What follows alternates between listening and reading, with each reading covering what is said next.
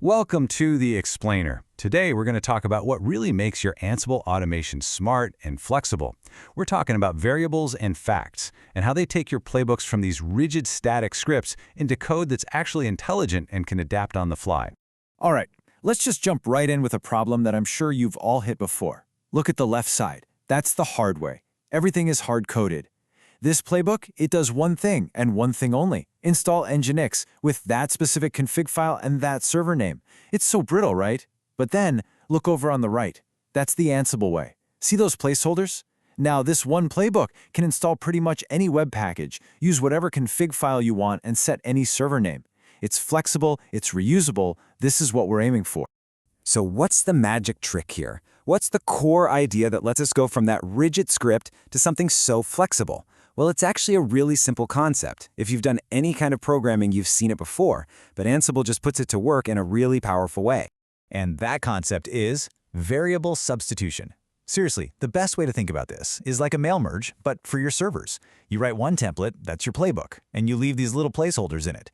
Then, when you run it, Ansible just swoops in and fills in all the blanks with the real values. What this means is you can have one single generic playbook that works on tons of different servers in different environments, and all you have to do is change the data you feed it. You don't have to touch the code itself.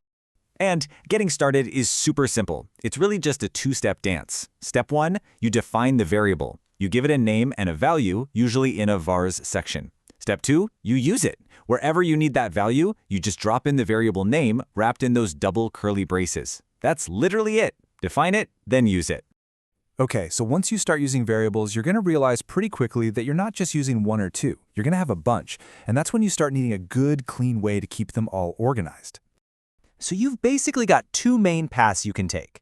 You can define your variables right inside the playbook, in that vars section. And hey, for a really small, simple thing, that's totally fine. But the real best practice, especially when things start getting more complex, is to pull them out into their own separate files. It just keeps your main playbook so much cleaner. Your playbook focuses on the logic, the what, while your variable files handle all the specific details. And connecting those files to your playbook? It couldn't be easier. You just use this little directive here, vars files. You're basically just telling Ansible, hey, before you do anything else, go grab all the variables from this file. And here's why that's so awesome. Look how clean this makes your playbook. It's all about the logic now, what you're actually trying to do. All those little details, the file names, server names, maybe even secret passwords, they're all tucked away safely in their own file. It's just so much easier to manage, to reuse, and even to keep secure.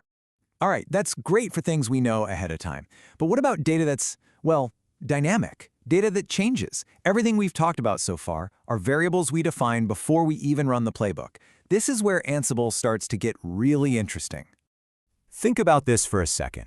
Let's say you need to run a command, and then, in a later step, you need to use the output of that command. Well, that output doesn't exist when you first kick off the playbook. So, how in the world do you grab it and use it? Well, the answer is this fantastic little keyword, register. It's so simple, but so powerful. You can tack it onto pretty much any task, and it tells Ansible, hey, whatever this task spits out, everything, just grab it all and stuff it into a new variable. So right here, we're running the whoami command and saving whatever it returns into a new variable called login. Now here's the really cool part. What you get back isn't just a simple line of text. No way. You get a whole structured dictionary of information. You get the return code, so you can see if the command actually succeeded. You get a changed status, and most importantly, you get standout. That's the actual text output from the command that you're probably looking for. And this brings me to a killer pro tip. If you're ever using an Ansible module and you have no idea what kind of data it gives back, just do this. Add register to the task, and then in the next task, use the debug module to print out that variable. It will show you the exact data structure you have to work with. It's a lifesaver for debugging. Okay, so we can define variables, we can capture them dynamically, but now let's talk about Ansible's real superpower. This is the stuff it does automatically behind the scenes without you even having to ask. This built-in magic is called Ansible Facts. Every single time you run a playbook, you'll see that first step, gathering facts. What's happening is Ansible is reaching out to all your target machines and just learning about them. It collects hundreds of little details, what operating system it's running, all its IP addresses, how much memory it has, the CPU architecture, you name it. And what this does is give you this incredible treasure trove of information that's just there for you to use. It's all automatic. So you can instantly know the OS family, which is perfect for knowing if you're on a Debian style system or Red Hat style one, or you can just grab a list of all its IP addresses. This is the stuff that lets you build playbooks that are genuinely adaptive. And that's the whole point, right?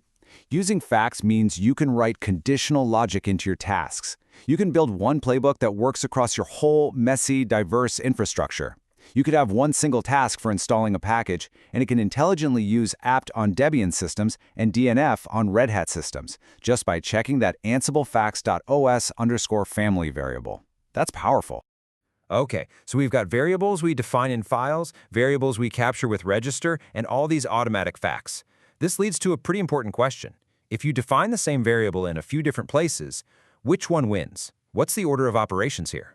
Now, Ansible has this super detailed, like 20-step list for variable precedence. But honestly, you don't need to memorize it.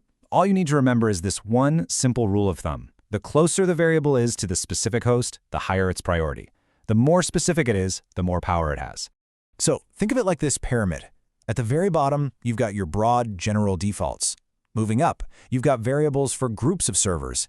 Then, even more specific, are variables for one single host. And right at the very tip top, with the most power to override everything else, are extra variables you pass in right from the command line.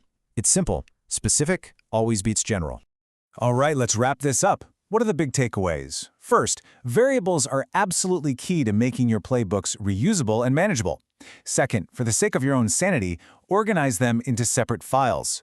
Third, when you need data that's created on the fly, register is your best friend. Fourth, don't forget about all that free, built-in intelligence you get from Ansible Facts.